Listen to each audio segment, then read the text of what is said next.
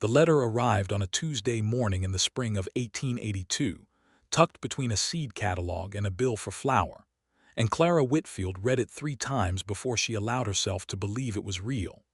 She was standing on the narrow porch of her father's farmhouse outside of Abilene, Kansas, with the wind lifting the hem of her calico dress and the smell of turned earth rising from the fields her father no longer had the strength to work. The sun was already hot for April, pressing down on the flat land with the kind of authority that brooked no argument. Clara was 22 years old.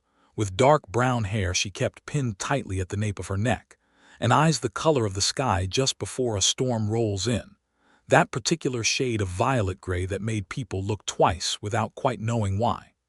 The letter was from a man named James Calloway, and it had been arranged through a matrimonial agency in St. Louis that Clara's neighbor, Mrs. Prout, had told her about over a fence post one afternoon 2 weeks prior.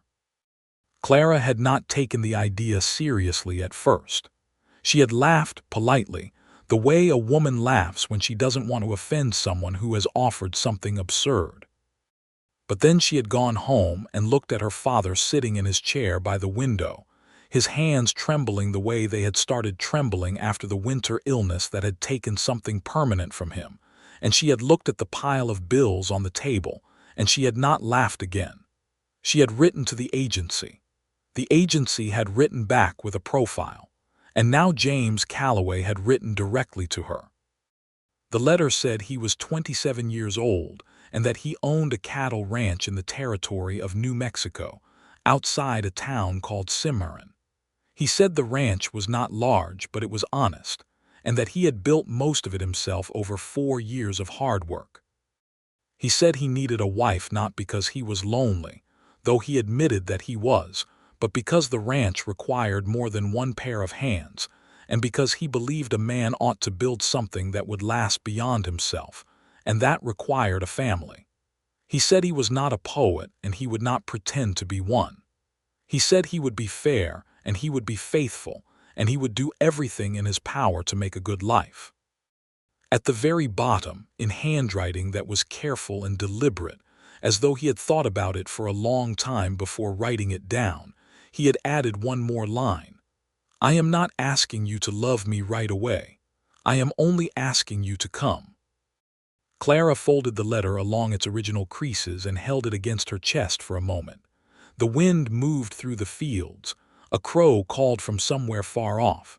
Her father coughed inside the house, a dry and rattling sound that she had been hearing more and more often. She wrote back that same afternoon. She said yes. The preparations took 3 weeks.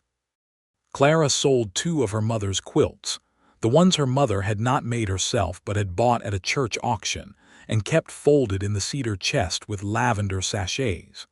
She hated selling them, but she needed the money for her train ticket and for a small trunk of proper clothes. She altered 2 of her dresses and bought fabric for a 3rd.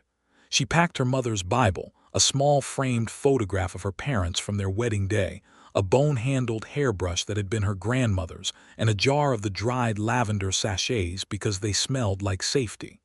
Her father did not argue with her decision. He had sat quietly for a long time after she told him, and then he had said, "Your mother would have worried." He paused, "But I think she also would have understood." He had a neighbor, old Mr. Haskell, who had agreed to come by twice a week and help with the small maintenance the farm required. The farm itself was mostly leased out now to a younger family down the road. There would be enough money for her father to get by, barely, if everything continued as it was. Clara hugged him goodbye at the train station in Abilene on a Wednesday morning in late April, and she did not cry until the train had pulled away from the platform, and the flat Kansas landscape began to slide past the window in long amber waves. She did not know James Calloway's face. The agency had not included a photograph with the profile, and she had not thought to ask for one, which now, sitting on the lurching train with her trunk stowed in the rack above her and the miles accumulating between herself and everything she had ever known, seemed like a significant oversight. She knew his handwriting. She knew that he was not a poet and that he was honest about it. She knew he had built something with his hands. She knew he was waiting. The journey from Abilene to Cimarron was not a simple one. She took the Atchison, Topeka and Santa Fe Railroad southwest through Kansas and into the territory of New Mexico, changing trains in a small junction town where the platform was crowded with cowboys and freight handlers, and a small group of Navajo women selling woven blankets that were so beautiful Clara stopped and looked at them longer than she had time for. The journey took the better part of 2 days, and by the time the train pulled into the small station at Cimarron, Clara's back ached and her mouth tasted of coal smoke, and her carefully pinned hair had developed several mutinous tendencies. She stepped down from the train onto the platform and stopped. He was standing there holding Wildflowers. She recognized him, not from any prior knowledge of his face, but from the way he was standing, which was the way a man stands when he is nervous and trying very hard not to show it. He was tall, lean in the way of men who work outdoors, with broad shoulders and hands that hung at his sides with the particular stillness of someone who has taught them to be still. He wore a dark hat with a wide brim that was creased down the center, a blue shirt that had been recently laundered and pressed, and dark trousers tucked into worn leather boots. His jaw was clean-shaved. His hair was dark brown with a tendency toward wave that the hat was barely containing. His eyes, when they found hers across the platform, were a warm and steady brown, the color of good saddle leather. The Wildflowers were a loose and unruly bundle, the kind that grow along creek beds and rocky hillsides in New Mexico in late April. There were purple ones she recognized as verbena, and yellow ones she did not know the name of, and several stems of something white and delicate that trembled in the breeze he was holding them against. He had clearly picked them himself. They were slightly crushed on one side where he had been gripping them too tightly. Clara walked toward him across the platform. He walked toward her. They met in the middle about 6 feet apart and both of them stopped. "Miss Whitfield," he said. His voice was lower than she had expected, unhurried, with a faint roughness to it that was not unpleasant. "Mr. Calloway," she said. They looked at each other for a moment that stretched out wide and quiet, the way a river stretches out when it reaches a flat place and has time to breathe. He held out the flowers. "I did not know what you would like," he said. "I figured Wildflowers were at least honest." She took them from him. They were warm from his hands. "They are," she said. "Thank you." He nodded, and the tension in his shoulders eased by a fraction of an inch. "Your trunk?" he asked. "It is on the platform," she said. "The large brown one." He went to retrieve it, and Clara stood in the New Mexico sun with a bunch of Wildflowers in her hands and looked around at the town of Cimarron, which was small and dusty and considerably more alive than she had expected. There was a main street with a general store, a hotel, a saloon whose sign was visible from the platform, a land office, a telegraph office, and several other establishments she could not yet make out. Mountains rose to the west in long blue ridges, their peaks still showing traces of snow that caught the afternoon light. The air was thin and dry and smelled of sage and something else, something she could not name, that was completely unlike Kansas. James returned with her trunk balanced on his shoulder as though it weighed nothing. He had a wagon waiting at the end of the platform, hitched to a pair of dark bay horses that stood patiently in the afternoon heat. He loaded the trunk into the wagon bed with an ease that confirmed what his hands had already suggested, that this was a man who was accustomed to physical work and did not think much about it. He helped her up onto the wagon seat without ceremony but with care, his hand steady at her elbow. They drove through the town in the late afternoon light, and James pointed out the things she would need to know. The general store was run by a man named Abner Cole, who was reliable and not given to overcharging. The doctor's office was at the far end of the main street. The post office was inside the general store. The church held services every Sunday morning and had a separate women's society that met on Thursday evenings. "The nearest real city is Trinidad, Colorado," he said. About 50 miles north. We go there 2 or 3 times a year for larger supplies." "How far is the ranch from town?" she asked. "About 6 miles," he said. "Not a difficult ride, but not a short one."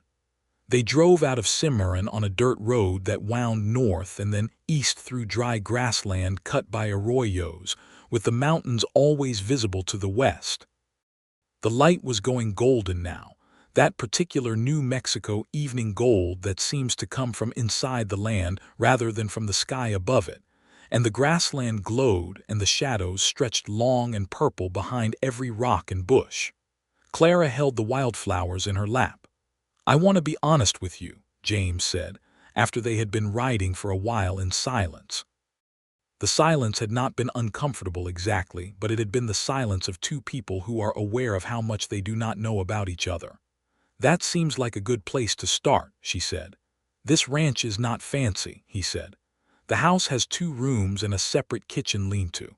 There is a good well and a root cellar. The barn is solid, but it is not what most women would call comfortable, not right away." He paused. "I plan to add on to the house before winter. But I want you to know what you are coming into, not what I would like it to be." Clara looked at the mountains. "I grew up in a farmhouse with 2 rooms and a kitchen," she said. "Father built it when he and my mother first came to Kansas. She used to say that the rooms get bigger when you fill them with the right things." She was quiet for a moment. She meant people mostly, and books. Something shifted in James's expression, something small and quick that she might have missed if she had not been watching. "She sounds like a wise woman," he said. "She was," Clara said. "She died 4 years ago, fever." "I am sorry," he said, and the words were simple and meant. "Your family?" she asked. "My parents are in Texas," he said. "My father ranches there. I have a younger brother who still works with him. I came out here on my own because there was more opportunity in the territory and because I wanted to build something that was mine." "Do you go back to see them?" "Not often enough," he said. "My mother writes," Clara nodded. The wagon moved through a shallow arroyo and up the other side, and suddenly the land opened up and there was the ranch. It was smaller than she had imagined, and also somehow better. The house was adobe, low and thick-walled, with a porch that ran across the front and a single window on either side of the door. There was a large barn to the east, unpainted wood that had weathered to a soft gray, and a corral where she could see horses moving in the evening dust. There was a kitchen garden behind the house that had been recently turned but not yet planted. There was a cottonwood tree near the house that was just coming into its spring leaves, each one catching the last of the light like a small green lantern. It was not fancy, but there was something about it that felt like the beginning of something, rather than the middle or the end. "It is good land," Clara said. James looked at her sidelong. "It is," he said. They sat down to supper that evening in the kitchen lean-to, which had a cast-iron stove and a plank table with 2 chairs, and a shelf of provisions that had been recently and somewhat carefully stocked. James had cooked a pot of beans with salt pork, and there was cornbread, and there was coffee, strong and black, and Clara ate with the appetite of a woman who had been traveling for 2 days and had not had a proper meal in that time. He watched her eat with a look that was not quite a smile but was close to it, something warm and reserved that lived in the corners of his eyes. "You cook?" he asked. "Better than this," she said, and then felt immediately that it was rude and looked up. But he was smiling fully, the first real smile she had seen, and it changed his whole face, opened it up, softened the careful lines around his mouth. "Good," he said. "Because beans and cornbread is about the extent of my range. What about eggs?" "I can manage eggs." "Biscuits?" He shook his head. "I will teach you biscuits," she said, and was surprised by how easily the words came, how naturally the assumption sat in them that they would be here together long enough for lessons to take place, for routines to form, for the daily work of a shared life to accumulate into something real. The minister in Cimarron married them on Friday morning, 2 days after her arrival. His name was Reverend Aldous Marsh, a lean and serious man in his 50s, who conducted the ceremony with dignity and a certain kind of plain-spoken warmth that Clara appreciated. There were two witnesses, Abner Cole from the general store and his wife, a plump and cheerful woman named Dorothea, who cried through the entire ceremony and pressed Clara's hands afterward and said, "You have done well, honey. I can see it already." Clara was not entirely sure what Dorothea could see. She herself was not sure what she was seeing yet, except that James Calloway said his vows in a steady voice without looking away from her face, and that the ring he put on her finger was a simple gold band that had belonged to his grandmother, and that it fit as though it had been made for her. They drove back to the ranch in the same wagon, under the same big New Mexico sky, but now she was Mrs. Clara Calloway, and the wildflowers from the platform were in a jar of water on the kitchen windowsill, and that was not nothing. The first weeks were a kind of careful dance, two people learning each other's rhythms at close quarters, navigating the small geography of the two-room house with the awareness that space was limited and privacy was relative. They were polite to each other in the mornings and more at ease in the evenings, after the day's work had burned off the self-consciousness a little. James was up before dawn every morning, out to the barn and the corral before she had the stove going. He came in for breakfast at sunrise, smelling of horses and hay, and he always thanked her for the meal with the same brief sincerity, as though he intended her to know that he did not take it for granted. He was not a talker by nature, but he was not cold. He asked her questions about herself, one or two at a time, with long spaces in between, as though he were reading a book very slowly and savoring it. He had 30 head of cattle and 4 working horses. He employed one hand, a Mexican man of about 40 named Rodrigo Salazar, who lived in a small bunkhouse behind the barn, and who treated Clara from the first day with a formal and genuine courtesy that she liked enormously. Rodrigo was a man of few words in English but many in Spanish, and he and James conversed in a mixture of the two languages that Clara found beautiful even when she could not follow it. She learned quickly that running a ranch household in New Mexico in 1882 was not the same as running a farmhouse in Kansas. Water was a different kind of concern here. The garden required a different approach. The dust came in under every door and through every crack, and fighting it was a daily occupation. She learned to bank the stove properly for the altitude. She learned which plants in the territory were edible and which were not, from a Jicarilla Apache woman named Lupe who came by the ranch one afternoon to trade dried herbs and corn, and who looked at Clara with dark, level eyes and seemed to be taking her full measure. The Jicarilla people had been in this territory long before any American cattle rancher, and Clara knew enough history to understand what that meant and to be uncomfortable with the easy way that most settlers refused to acknowledge it. She said as much to James one evening when she mentioned meeting Lupe. James was quiet for a moment. "Lupe's family has been coming by this ranch since before I bought it," he said. "They have a right to that land that goes back further than any paper says. I try to trade fairly." He paused. "It is not enough, but it is what I can do without being dishonest about what I am." She looked at him across the table. She had not expected that answer, or at least not the particular honesty of it. "I think that is a better answer than most men would give," she said. "It is the true one," he said. "I have noticed you seem to prefer those." There was a moment then, warm and quiet, in which she thought they were perhaps beginning to know each other. She began to find the small things about him that a woman finds when she is paying attention, when the initial strangeness has worn off enough that the person underneath it becomes visible. He whistled when he was working alone, always the same 3 or 4 songs, none of which she recognized at first. She asked him about it one morning, and he looked briefly embarrassed, and said they were tunes his mother used to hum. He kept a small leather journal that he wrote in every evening by the lamplight, and he never explained what was in it and she never asked, but she noticed that he always wrote for a long time, and that his expression when he wrote was focused and private, and somehow younger than usual. He was kind to the horses. Not sentimental, but kind in the matter-of-fact way of someone who understands that the animals are doing as much work as he is and deserve to be treated accordingly. He was the same way with Rodrigo, and with Lupe when she came by, and with Clara herself. A steady, practical kindness that did not announce itself, but was always there when you needed it. What she had not expected was how funny he could be. It came out slowly, the way a river comes up in spring, gradually and then all at once. He had a dry and oblique sense of humor that required you to be paying attention, and when she first laughed at one of his observations, a quick, startled laugh, he looked genuinely pleased, as though he had been waiting for some time to find out if she would. "You are funny," she said, somewhat accusingly. "Only sometimes," he said. "Do not go expecting it." She expected it. It was usually there.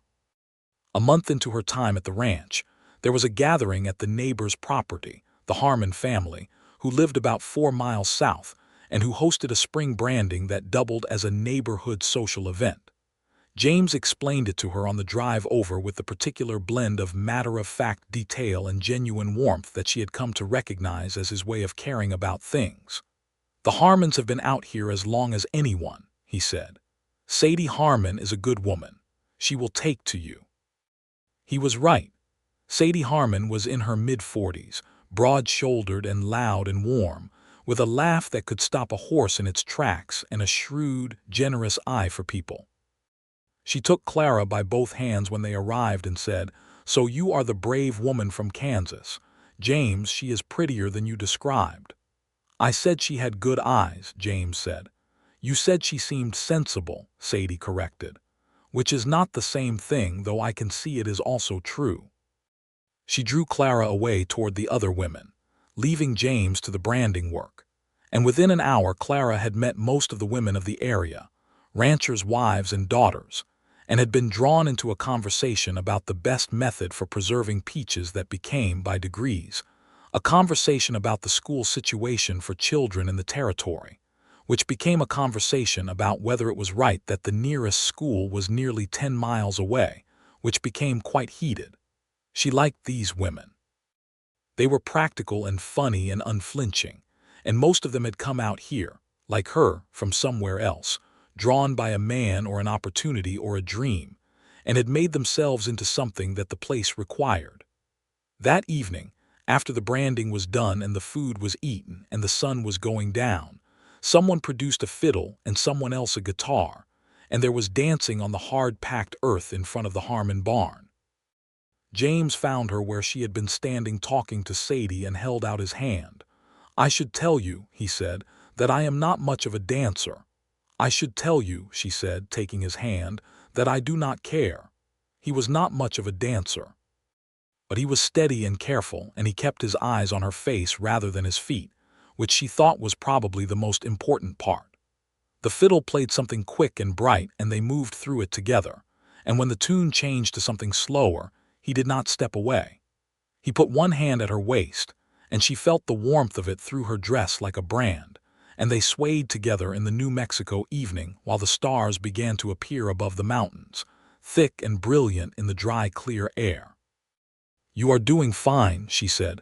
"I have a good partner," he said. And then quietly, as though he were telling her something he had thought about for some time, "I am glad you came, Clara." It was the first time he had used her given name. The sound of it in his voice, careful and genuine, was something she felt in her chest. "I am glad I came too," she said.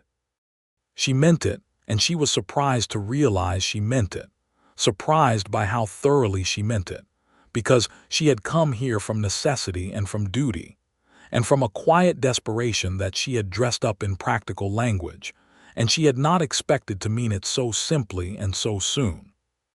The summer came in with heat, and the particular blue sky of the high New Mexico plateau, wide and deep and absolutely relentless.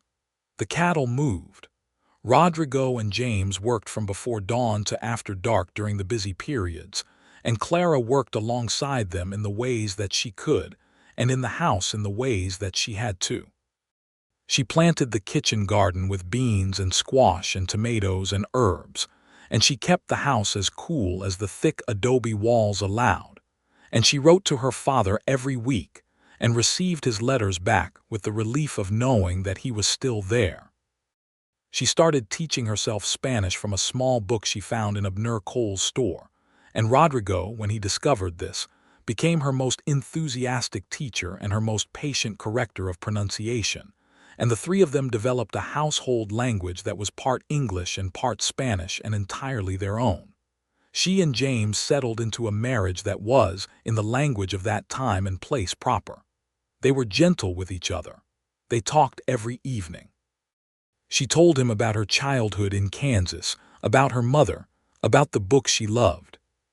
He told her about growing up in Texas, about the first time he rode a horse alone, about why he had left and come west, which had as much to do with something restless in him as with any practical calculation. "I needed to see what I was made of," he said one evening. They were sitting on the porch in the cooling night air, and the stars were out, and somewhere out in the dark a coyote was telling something to the moon. You cannot always know that when you are standing on someone else's land. "Did you find out?" she asked. "Mostly," he said. "I think the question keeps changing as you get older, but yes, mostly." He was quiet for a moment. "What about you?" She thought about it. "I think I was always more certain of what I was made of than I was of what I was supposed to do with it," she said. "That might be why I was willing to come out here. There is more room to be what you are when there is less of the world looking on." He turned his head and looked at her in the dark, and the look was long and warm and something else, something she did not have an exact word for yet, but that she was beginning to feel too, a careful and growing thing, like the garden that was putting up its first real leaves.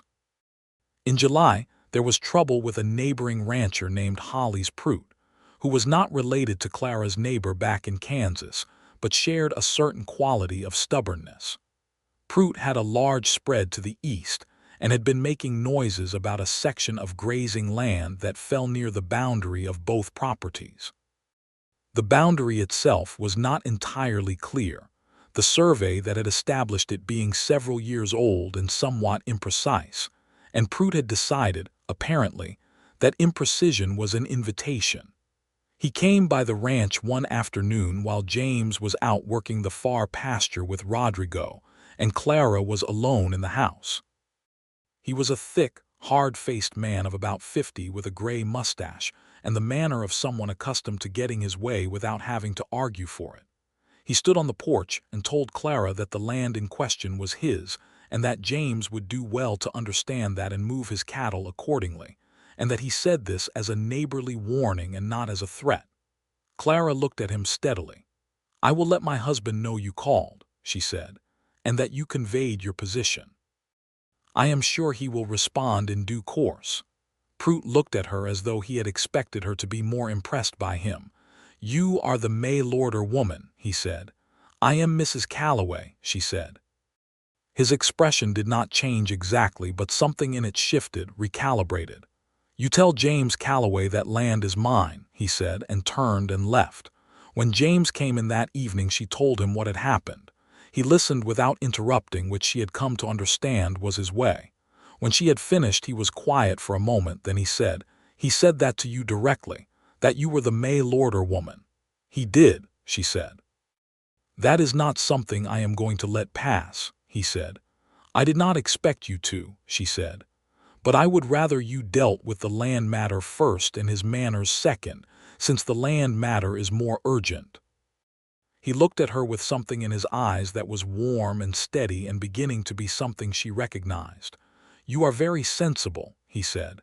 "Sadie Harmon told me that is your highest compliment," she said. "It might be," he said. "I am beginning to think it was an understatement." The land matter took several weeks to resolve. James hired a lawyer from Trinidad who came down and reviewed the original survey and produced documentation that put the grazing land clearly within the Calloway property. Prout disputed it, made loud complaints in town, and then, when it became apparent that the law was not on his side, backed down with the particular bad grace of a man who had expected intimidation to work and was annoyed that it had not. He never came by the ranch again. He also never again referred to Clara as anything other than Mrs. Calloway in public, which was the only thing James had apparently said to him directly, and which, as far as Clara was concerned, was the more important resolution of the two. By the time August came in hot and bright and smelling of sage and dry grass, Clara knew that she was falling in love with her husband. It was not a sudden thing, or rather, it did not announce itself suddenly, though she thought afterward that it had probably been happening for a while before she recognized it. It happened in pieces, the way the land itself was put together, one small particular thing at a time, until suddenly you looked up and saw that the whole of it was something vast and beautiful. It happened when she watched him work, the easy competence of him, the way he handled the horses with exactly the right combination of firmness and gentleness. It happened in the evenings on the porch when he read aloud to her from the newspapers that came twice a week from Trinidad, giving her the news of the territory and the nation in his unhurried voice, occasionally pausing to add a dry observation that made her laugh. It happened one afternoon in the kitchen when he tried to make biscuits by himself, following her instructions from memory, and produced something that was technically a biscuit but had the texture and density of a small geological specimen, and he looked at it for a long moment and then looked at her and said, "I appear to need more practice," with such sincere and good-humored resignation that she laughed until she had to sit down. It happened when she was sick for a week in late August with a fever, nothing serious but debilitating, and he sat with her in the evenings after his work was done and brought her water and read to her from the book she had been working through, a collection of poetry that had been among the few things she had packed, reading the poems in his careful, unhurried voice with no self-consciousness about it, not performing, just reading, because she had wanted it. And she lay there in the narrow bed listening to him, read Tennyson aloud in a New Mexico ranch house, and thought that this was one of the stranger and more beautiful things that had ever happened to her. "You read poetry very well," she said when he finished. "I like words," he said. "I just do not always trust them." "What do you mean?" "They can say more than you mean or less than you mean, and you do not always know which until it is too late." "That is a risk," she agreed, "but the alternative is not using them." "Which is worse," he said. "Much worse," she said. He set the book down and looked at her in the lamplight. Her hair was down, which it never was except when she was ill or alone, and she was aware of it suddenly, the uncommon vulnerability of it. He looked at her as though he was thinking about saying something and then deciding how. "I think," he said slowly, "that you are the most interesting person I have ever met." She was so surprised by the directness of it that for a moment she could not answer. Then she said, "That is the kindest thing you have said to me." "I have been thinking it for a while," he said. "I told you I did not trust words, but I thought that was one I should use." She reached out and took his hand where it was resting on the edge of the bed. He looked down at her hand on his, and then back up at her face, and the look was the warmest and most unguarded thing she had seen from him yet. "I think," she said carefully, trying to tell the truth in the way he had, "that I have been falling in love with you." She felt him go very still. "I wanted to tell you," she said, "because you told me you were not asking me to love you right away. In your letter, you said you were only asking me to come. I thought you should know that I have come in more ways than one." He turned her hand over in both of his, looking at it the way he sometimes looked at the land, as though it contained something he was still figuring out but was genuinely glad to be working on. "Clara," he said, in that quiet and careful way he said her name that she had never gotten used to, "I think I started falling in love with you the moment you looked at those wildflowers and told me they were honest." She remembered the platform, the flowers, the way he had been holding them too tightly. "You were nervous," she said. "Terrified," he said. "You did not show it. I was holding the flowers in front of it." She laughed, and he laughed too, and in the lamplight in the narrow room with the fever breaking and the night air coming through the window, something between them settled and opened at the same time, like a door swinging wide on its hinges, and the room on the other side was full of light. He kissed her that evening, gently and briefly, with one hand against her cheek, and she held onto his sleeve and kissed him back. And then she told him to go to sleep because she was tired, and he laughed again and said good night. And she lay in the dark afterward with her hand on her cheek where his had been, and thought that she had not made a mistake. Not at all, not even a little. Fall came over the mountains and down into the high country in great rolling waves of color, the aspens turning gold on the higher slopes and the light going amber and deep. James broke ground on the addition to the house in September, working with Rodrigo and 2 men from town, adding a proper bedroom and a second room that could be a sitting room or a study, with a window that looked west toward the mountains. He consulted Clara about every decision with the attention of someone who understood that it was her house too, and she sat with him in the evenings over rough sketches on brown paper and made suggestions and pointed things out and watched the careful way he listened, his head bent over the drawing, his pencil moving. One evening she put her hand on the back of his neck while he was bent over the sketch, just gently, and he went still for a moment and then leaned back into her hand, and neither of them said anything, because nothing needed to be said.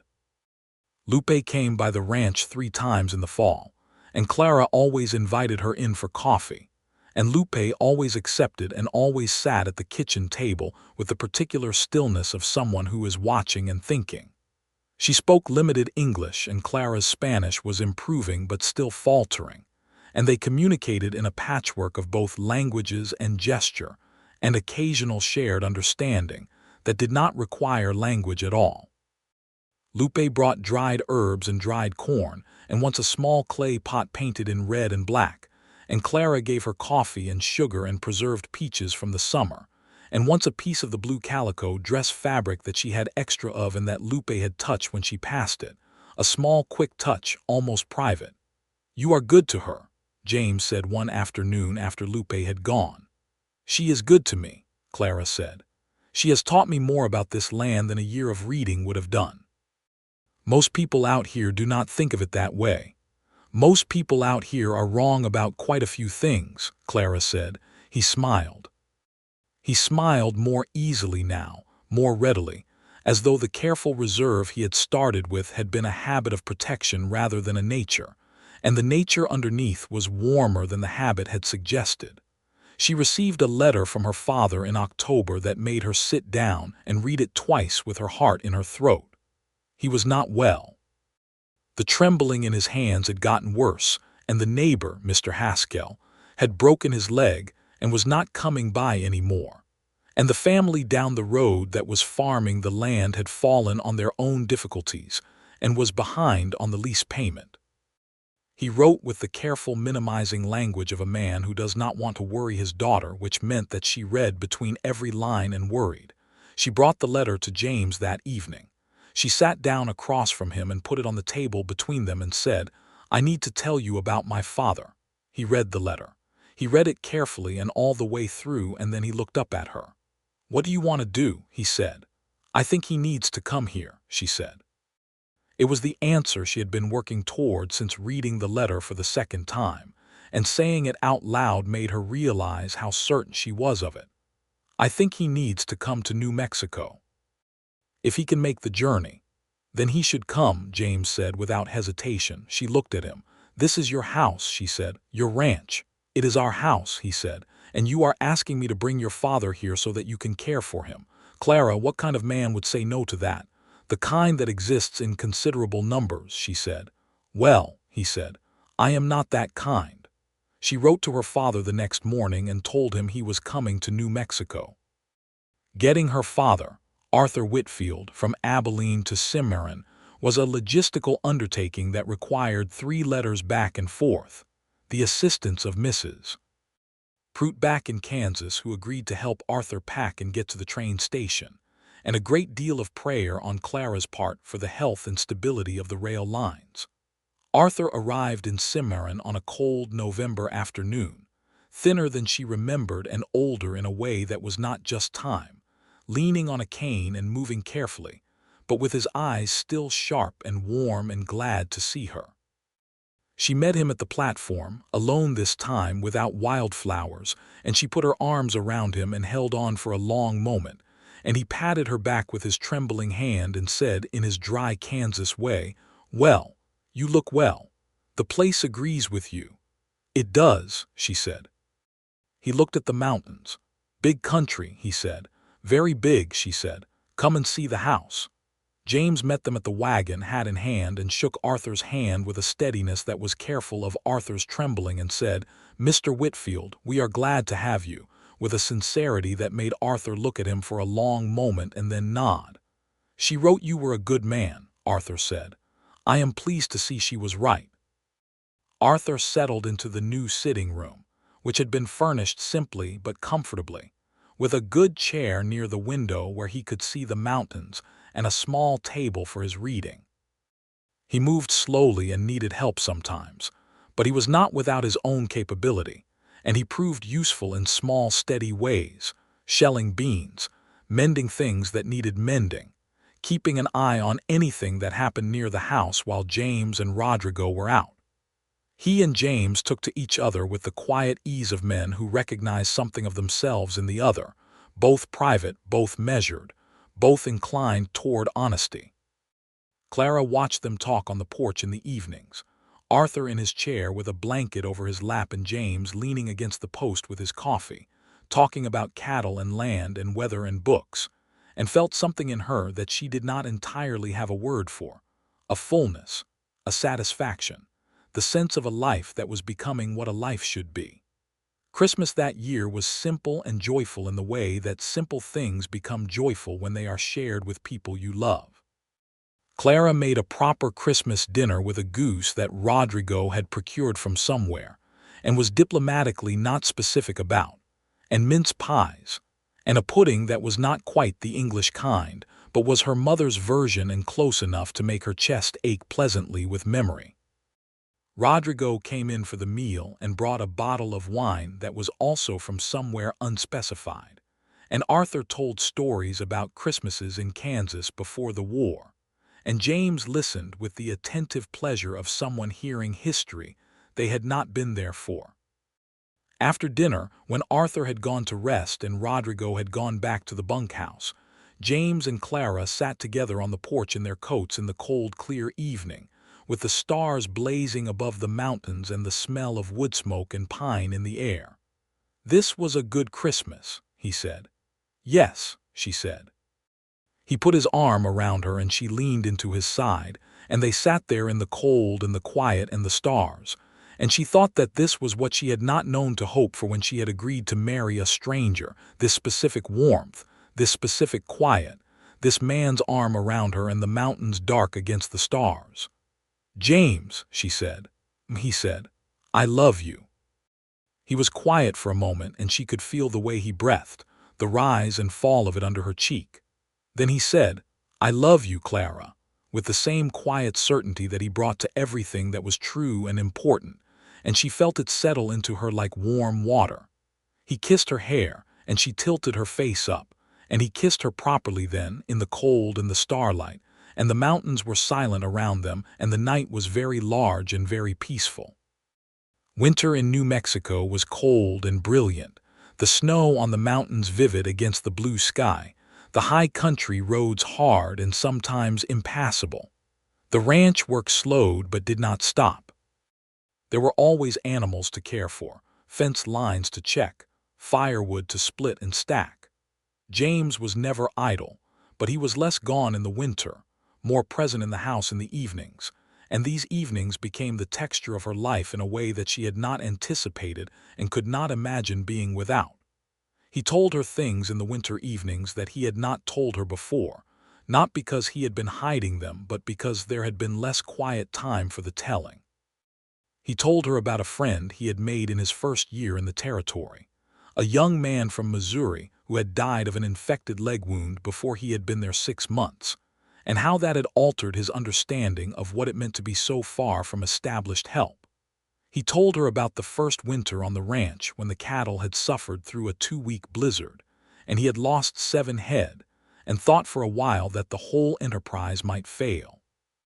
He told her about the time he had been caught in a flash flood in an arroyo south of town, and had only gotten out because a traveler on the road above had seen him and thrown down a rope. She told him about her first summer helping her mother with the canning, about the way her mother had sung while she worked, hymns and folk songs, and occasionally something completely secular that she pretended she did not know was secular. She told him about the year her father had tried to grow cotton in Kansas, which was not cotton-growing land, and the entire crop had failed, and the particular way her father had looked at it before deciding to never mention it again.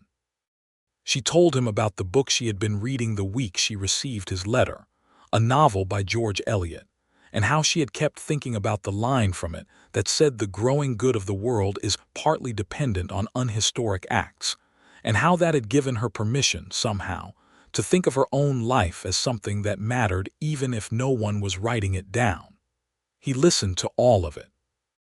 He was a magnificent listener, still and present and genuinely interested in the exact way of things, and she thought that being listened to like that was a different kind of love than being told that you were beautiful, a quieter and more sustaining kind. That line from George Eliot, he said one evening, you have been living by that for a while, I think. I have been trying to, she said. You are doing a good job of it, he said. In February, she realized she was pregnant. She sat with the knowledge for 2 days before she told him, not because she was afraid of his reaction, but because she wanted to hold it herself for a little while first, this new and astonishing fact of her own body, this beginning of something she had thought about but not yet been certain she would have. She told him on a Sunday morning after church, in the wagon on the way home, with the mountains white and brilliant in the winter light. James, she said. Clara, he said. His voice had a question in it. We are going to have a baby, she said. The wagon kept moving. The horses kept walking. The mountains kept standing in their enormous patient way. And James Calloway put his free hand over hers where it lay on the seat between them and held it with a grip that was very strong and very careful at the same time. And when she looked at his face, she saw something there that she had not seen before, something raw and bright and overwhelmed, and his eyes were wet. James, she said softly. I am fine, he said, though he clearly also was not fine, or rather was more than fine, so much more than fine that the usual category of fine did not have enough room in it. He looked at her. Are you well? Are you feeling well? Very well, she said. Tired sometimes, but well. He brought her hand up and pressed it to his lips for a long moment, eyes closed, and she watched him do it and felt the same overwhelming sense of more than she had bargained for, more than she had let herself expect, more than the practical arrangement of two strangers agreeing to share a life had any particular right to produce. Thank you, he said. That is a cooperative endeavor, she said, and he laughed, the best laugh, full and free and startled, and she leaned against his arm for the rest of the drive home. Arthur was delighted. He held Clara's hands and said, Your mother will have been watching over this, with certainty. Rodrigo, when told, became suddenly and inexplicably formal and shook James's hand with great ceremony before recovering himself and going back to being Rodrigo.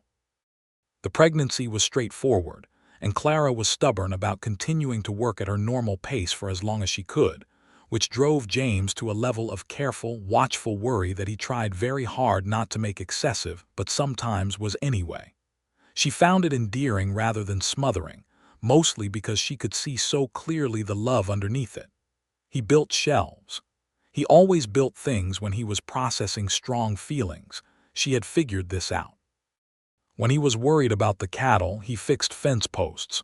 When he was happy, he fixed things that didn't need fixing. During the pregnancy, he built the shelves in the sitting room, a new pen for the chickens she had acquired in the fall, a proper wood box for the bedroom, and a cradle out of pine wood that he sanded until it was perfectly smooth, and then finished with a coat of linseed oil until it gleamed. She found him in the workshop behind the barn one evening finishing the cradle, bent over it with the small planes and sandpaper, working in the lamplight with the focused absorption he brought to things that mattered to him. She leaned in the doorway and watched him for a while. He looked up and saw her and straightened. "You should be resting," he said. "I am," she said. "I am resting against this door." She looked at the cradle. "James, it is beautiful." He looked at it with the particular look that meant he was pleased but wanted to make sure the pleasure was warranted. "It still needs the final coat," he said. "It is beautiful," she said again. He came to her, drying his hands on a cloth, and put one arm around her shoulders and looked at the cradle beside her. "I want him to have a good life," James said quietly. "How do you know it is a him?" she asked. "I do not," he said, "but I have been saying him in my head." "Him is fine," she said. "I want him to grow up knowing what this land is," James said, "and who was here before and what that means. I want him to know what his grandfather was and what his mother is. I want him to know that the man who built this cradle loved him before he had a face." Clara's throat tightened. She turned her face into James's shoulder and he held her properly then, both arms around her, careful of her changed body, and she could feel his heart beating, steady and strong.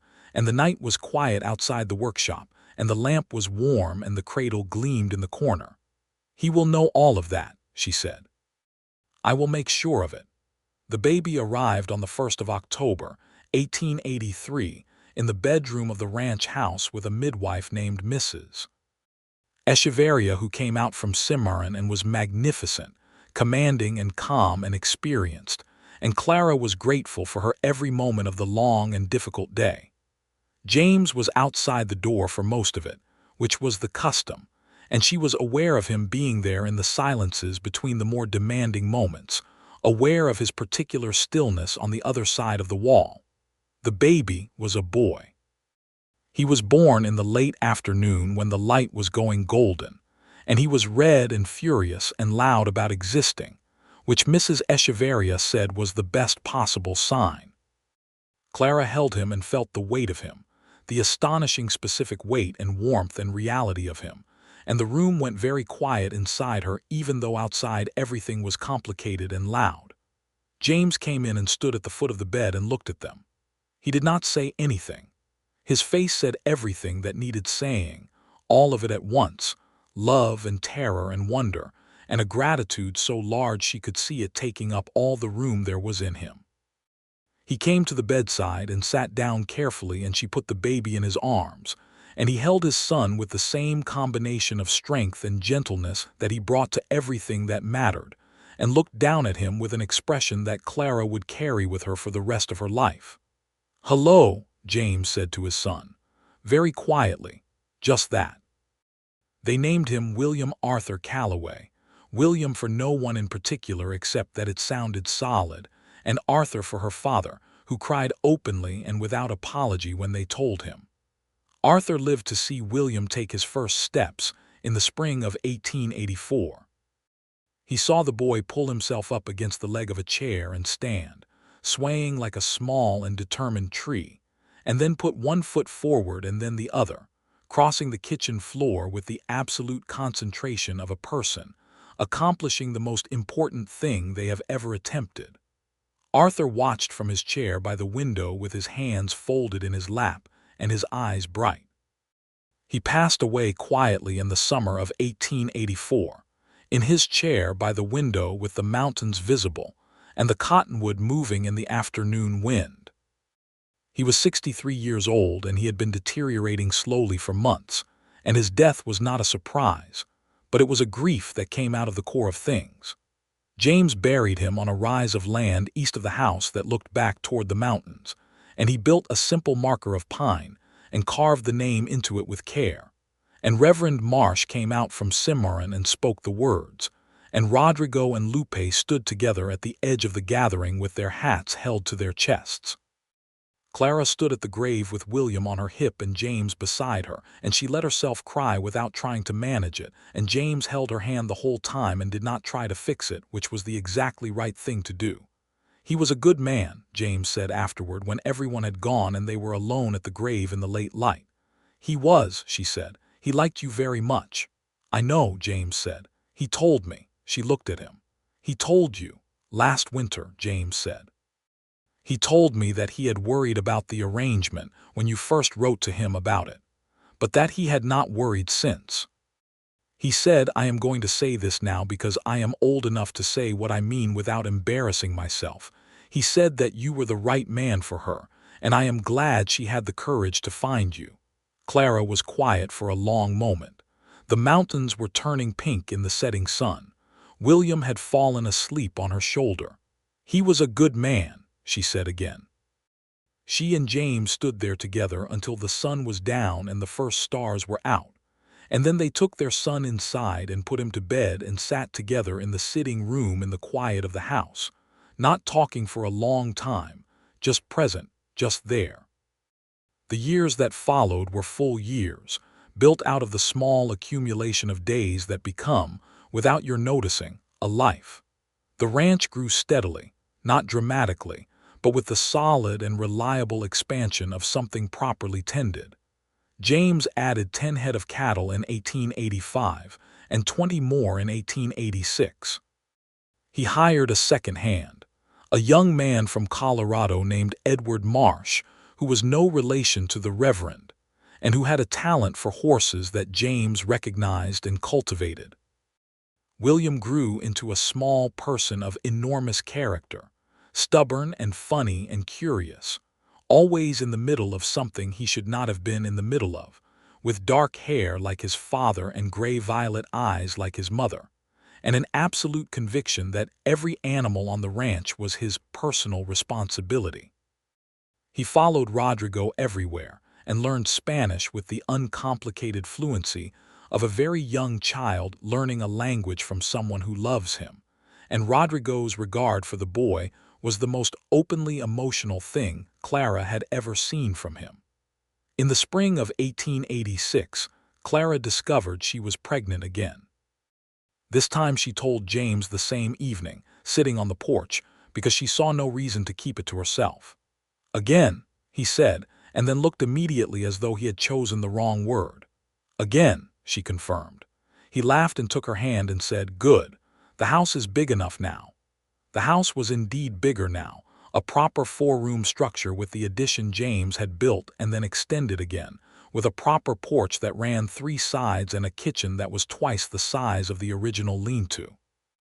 There was a vegetable garden that had expanded each year and now provided most of their produce through the growing season, and a root cellar that Clara kept stocked with a precision that Rodrigo called magnificent and James called terrifying.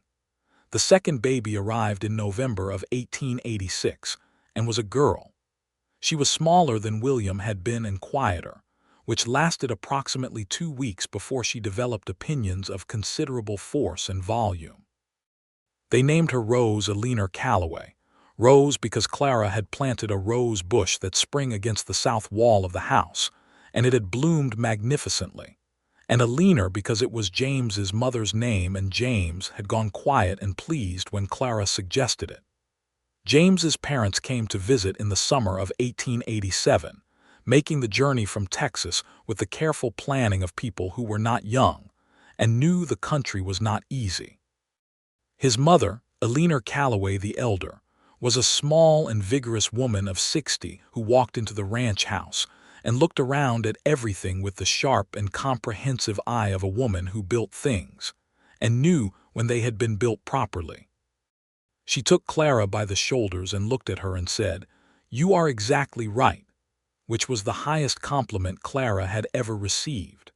His father, George Calloway, was a big man going silver, who moved with the permanence of someone who had spent 50 years on the land and had become part of it. He and James walked the ranch together for 2 days, and Clara watched them from the kitchen window sometimes. 2 men of the same blood and different generations, moving through the land they had both given their lives to building. On the last evening before James's parents departed, all of them sat on the extended porch in the summer dark, and William fell asleep between his grandparents on the bench, and little Rose was passed from arm to arm until she settled against James's chest with the complete and trusting heaviness of a sleeping baby, and the stars were enormous, and the mountains were dark shapes against the sky. "You did well out here," George Calloway said to his son. James looked around at his land, at his wife, at his daughter asleep on his chest, at his son between his grandparents. "Yes," he said, "I did." Clara looked at him across the lamplight, and he looked back at her, and in the look was everything that had accumulated between them.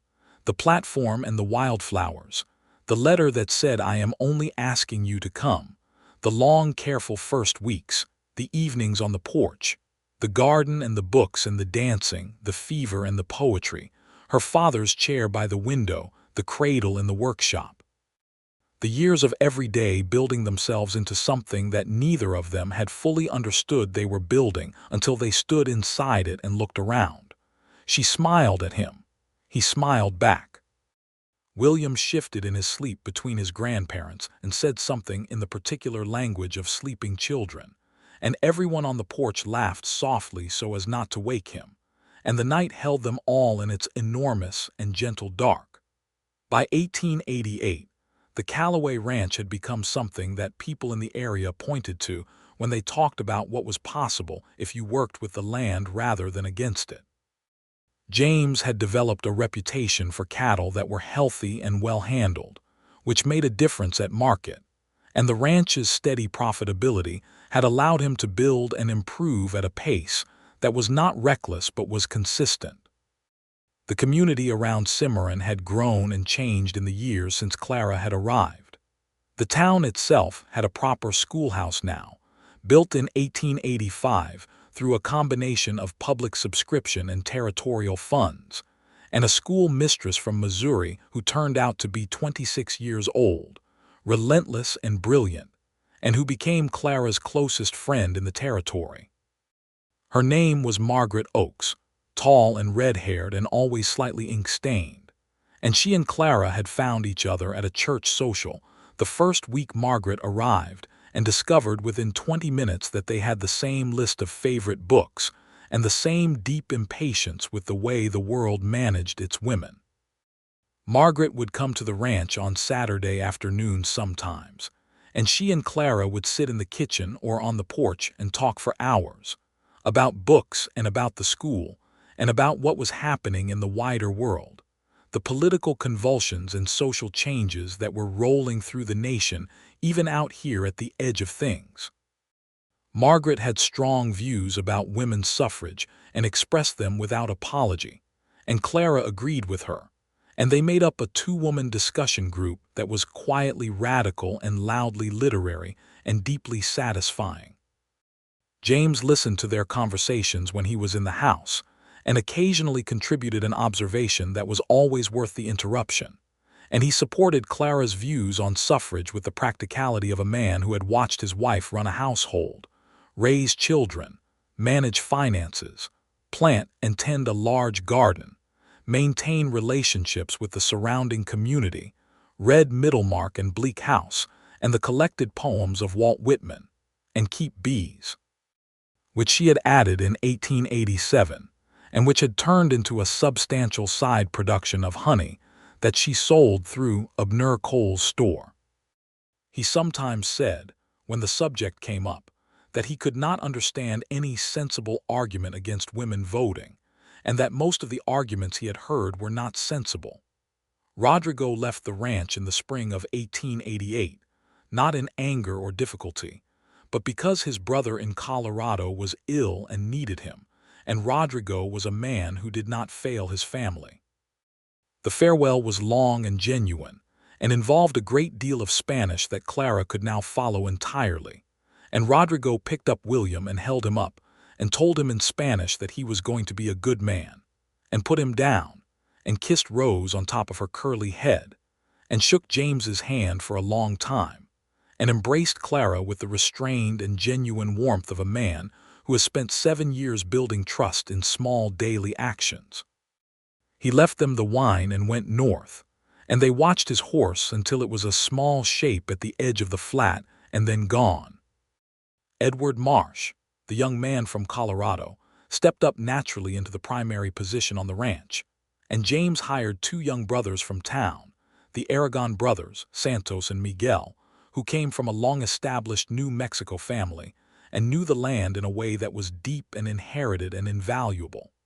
The ranch's character shifted slightly with this new composition, became in some ways more rooted in the specific place, more aware of its own particular history. Clara continued her friendship with Lupe, which had deepened over the years into something that she would not have called friendship exactly in the way she understood friendship, because it did not fit neatly into any category she had been given, but which was genuine and reciprocal, and which she valued enormously. Lupe had taught her the names of plants in Jicarilla Apache that Clara could not properly pronounce but tried to, and Clara had taught Lupe to write her name in English, which Lupe had practiced on the back of a page from an old newspaper until she was satisfied with it.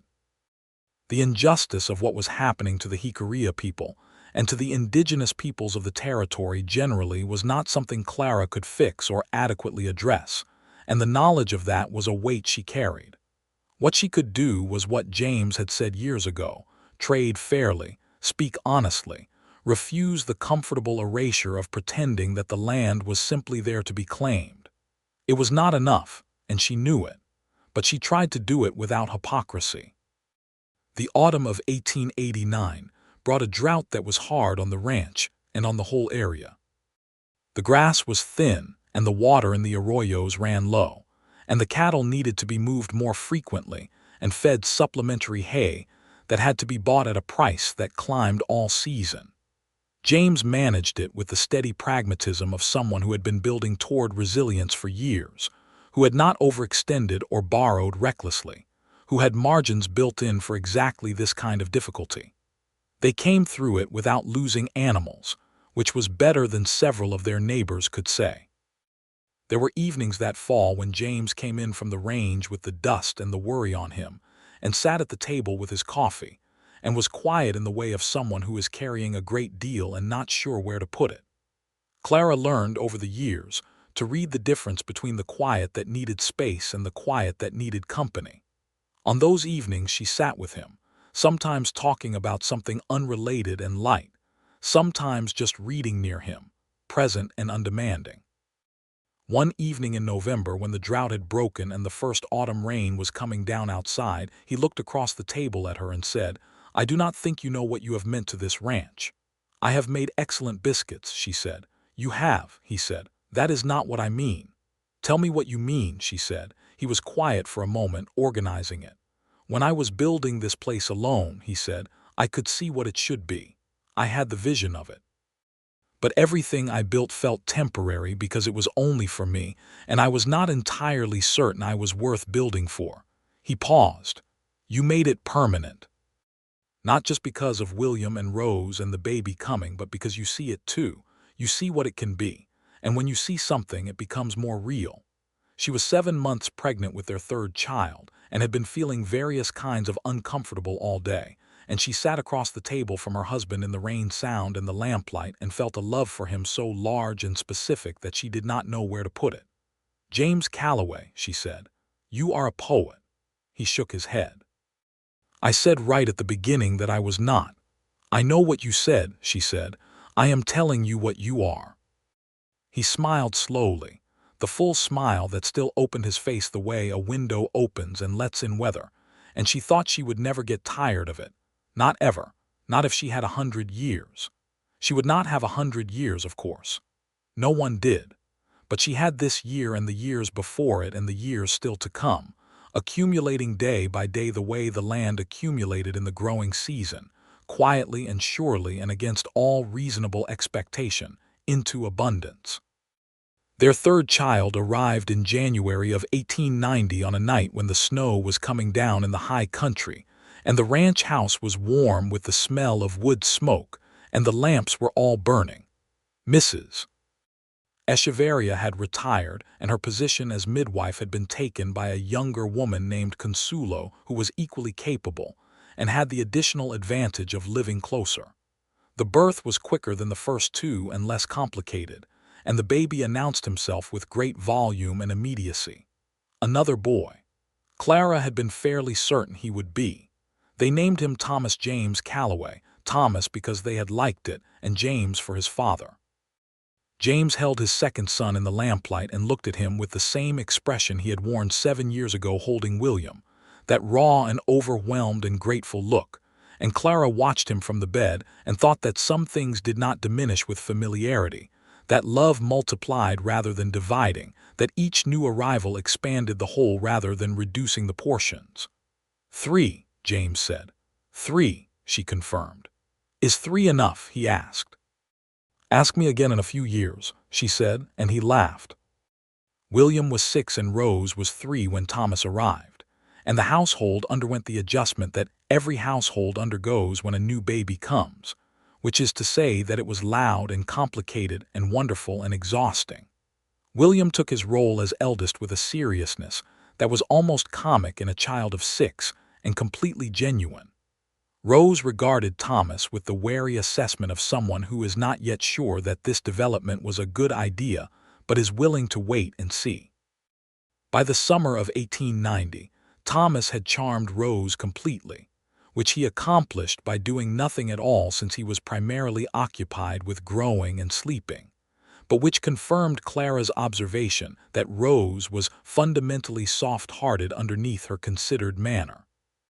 Margaret Oakes married a schoolteacher from Trinidad named Robert Hale in the summer of 1890 and moved north to be with him, which was a genuine loss to Clara in terms of daily life, though not in terms of friendship, because they wrote to each other faithfully and at length, and the correspondence became one of the things Clara valued most, a long-running conversation about books and politics and the lives they were living and the world they were in.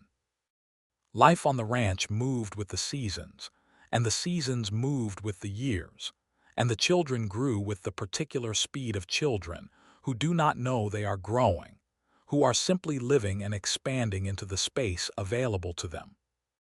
William was in school in town by the fall of 1890, riding in on the small bay pony James had found for him, proud and nervous in the special combination of those feelings that belongs to first mornings.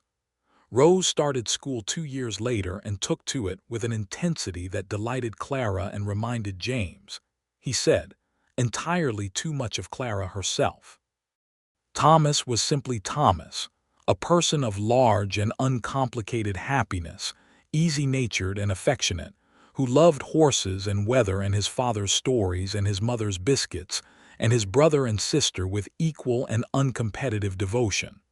The ranch prospered. Not extravagantly, never extravagantly, but honestly and steadily, and with the kind of solidity that builds on itself. James added a small apple orchard in 1891, on Clara's suggestion, and the first apple harvest in 1895 was modest but real, and Clara made apple butter and apple preserves and apple pie and dried apples, and Lupe came by and looked at the orchard with approval and showed Clara a way of drying apple slices that kept them better through the winter.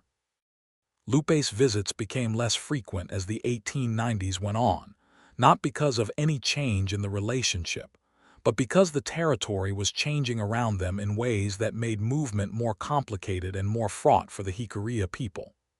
Clara noticed the absence and felt the injustice of it freshly each time, which was, she supposed, the least she could do to not become accustomed to it. The Calloway Ranch in the year 1895 was a different thing from what it had been when Clara stepped off the train in 1882, different in size and different in character, grown into itself the way a young tree grows into its full shape, recognizably what it always was but fuller, more complex, more capable of standing in weather. There were 60 head of cattle and 8 horses, and the apple orchard, and the large garden, and the beehives, and the chicken yard, and the 3 children, and the 4 working hands including Edward Marsh, who had been with them nearly 9 years now, and was as much a part of the place as any of the fence posts. James was 40 years old in 1895, and the years had given him the look of someone who has been shaped by what he has done, lean and weathered and steady, with silver coming in at his temples and deep lines around his eyes from years of squinting into the western light. He was, to Clara's entirely biased but also thoroughly informed view, extraordinarily handsome, in the way that men become handsome when the life they have lived is written on them, and it was a good life. She was 35, and she had also been shaped, and she thought of herself in the mirror with the practicality of a woman who has been too busy to be vain, which meant she saw herself clearly, and without either excessive criticism or excessive comfort. Her dark hair had threads of silver in it too now, and her face had the character of someone who had been outdoors a great deal and laughed a great deal and worked hard. She had never been delicate-looking, but she had always had that particular quality of her eyes, that gray violet that made people look twice, and that quality had not changed. One evening in the fall of 1895, James came in from the range as the sun was going down and found her in the kitchen making supper, flour on her hands, and a song half-hummed under her breath that she did not realize she was singing.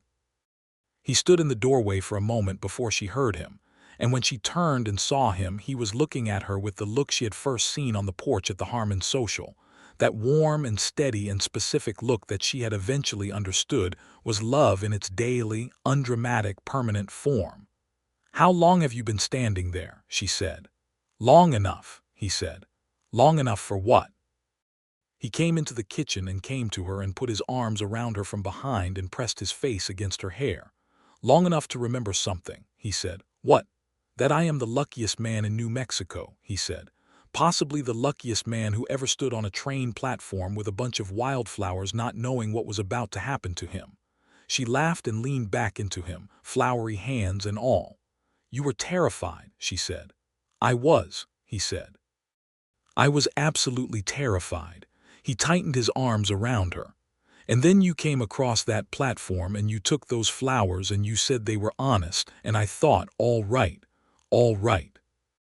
This is going to be all right." She turned in his arms and looked up at him. 13 years of mornings, 13 years of evenings on the porch, 13 years of the daily, ordinary, extraordinary fact of this man and this life. "It is more than all right," she said.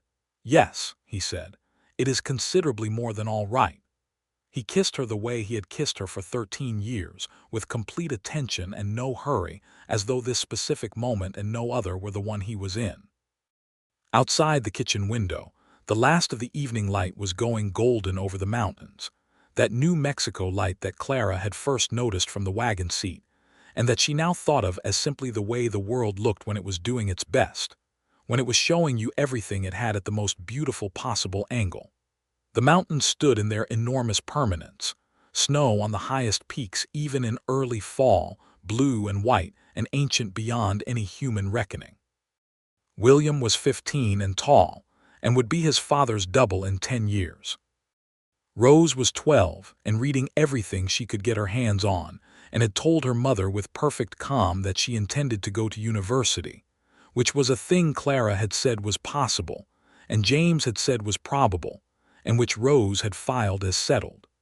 Thomas was 5 and had acquired somehow a small tortoiseshell cat that no one admitted to introducing into the household, but everyone was feeding. The supper was beans again that evening, and cornbread, because Clara had been busy with the apple pressing and had not had time for anything more elaborate, and James ate it with the same sincere appreciation he had brought to every meal she had made in 13 years, which she had stopped expecting and started simply receiving with gratitude. After supper, the children did their lessons at the table and James sat with his journal, and Clara sat with her book, a new novel by Thomas Hardy that Margaret had sent from Trinidad, and the lamp cast its warm circle over all of them, and outside the night was coming down cool and clear over the mountains.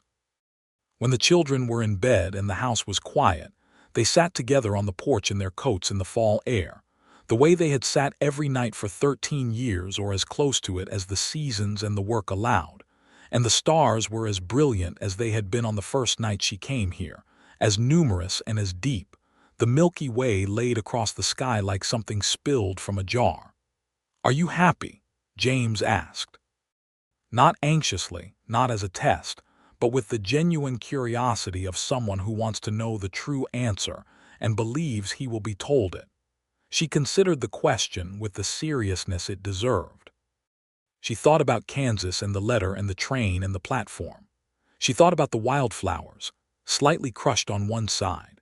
She thought about the first evening in the Lenta kitchen, and the beans and the cornbread and the promise of biscuits.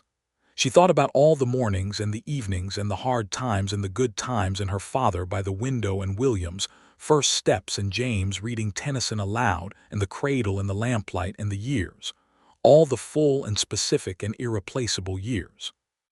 "Yes," she said, "I'm very happy." She looked at him. "Are you?" He reached across and took her hand. "Yes," he said. "More than I knew how to want when I wrote that letter." He was quiet for a moment. "I have thought about what it would have been like if you had said no." "I almost did," she said. He looked at her. "You did not say that before." "I was embarrassed," she said. "I almost said no because I was afraid. I sat with your letter for a whole evening and I nearly wrote back that I was sorry, but I could not do it." "What stopped you?" "The last line," she said. "I am not asking you to love me right away. I am only asking you to come." She paused. There was something so honest in it, something so unmanned and plain. I thought, a man who writes like that is a man I can trust. He was quiet for a long moment. "I wrote that line 12 times, he said.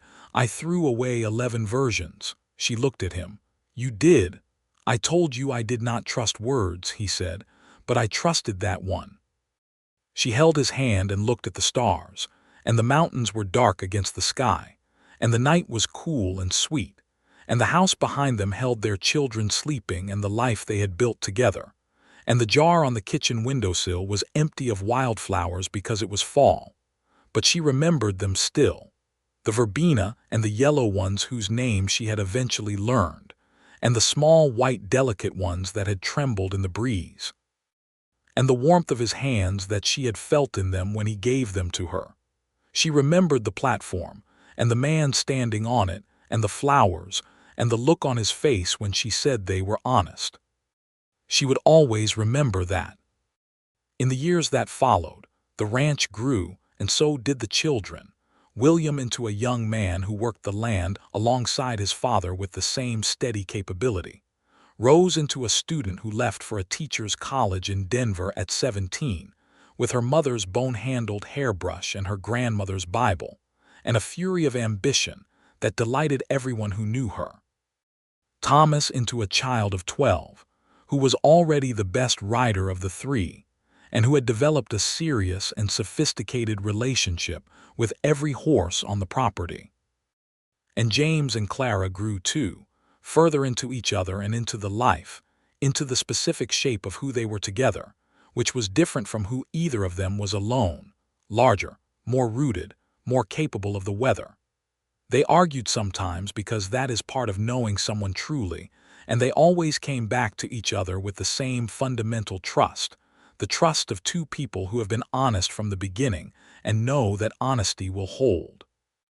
They danced sometimes still, when the fiddle was out at a gathering, moving together with the ease of people who have learned each other's rhythms over many years, and it was always, James said, better than the first time.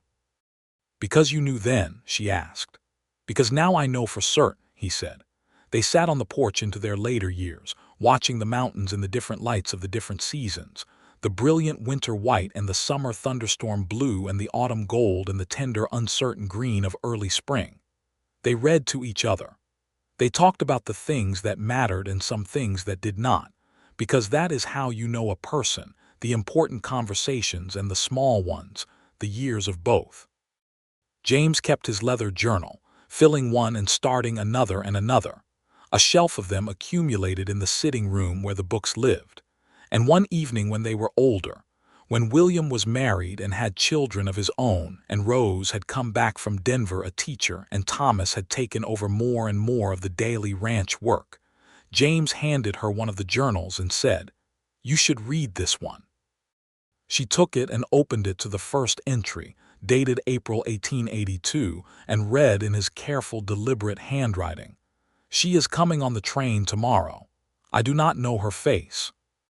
I have picked flowers from the creek bed because I did not know what else to bring, and I am aware that this is a foolish thing and I am going to do it anyway. I am afraid. I am also, underneath the fear, something else, something that feels like the beginning of hope." Clara closed the journal and held it for a moment. Then she looked at her husband, who was watching her with the warm and steady brown eyes that she had first seen across a train platform, that had not changed in their essential quality in all the years between then and now. "You had hope from the beginning," she said. "I had hope," he said. "And then I had you, which turned out to be more than I had hoped for." She set the journal down on the side table and crossed the room to him, and took his face in her hands, as she had done on hundreds of evenings over dozens of years. And she kissed him with the completeness of a woman who knows exactly what she has and is grateful for every particular of it. Outside, the New Mexico sky was immense and blue, and the mountains stood in their ancient certainty, and the apple trees in the orchard were blossoming white in the spring air, and somewhere from the direction of the barn came the voices of their grandchildren calling to Thomas, and the ordinary and extraordinary life of the Calloway ranch moved on through the bright afternoon in all its abundance. The wildflowers grew by the creek bed every spring, the verbena and the yellow ones and the small white delicate ones, and every April without fail James picked a bunch of them and put them in the jar on the kitchen windowsill, slightly crushed on one side from being held too tightly. And Clara, every April without fail, took them from him and told him they were honest. And every April he smiled the full and open smile, and the mountains held the light, and the ranch held the life they had built together out of nothing but a letter and a gamble and two people willing to be honest with each other, which turned out, as it always does when it is real, to be enough. More than enough. The beginning and the proof and the whole of it, all at once.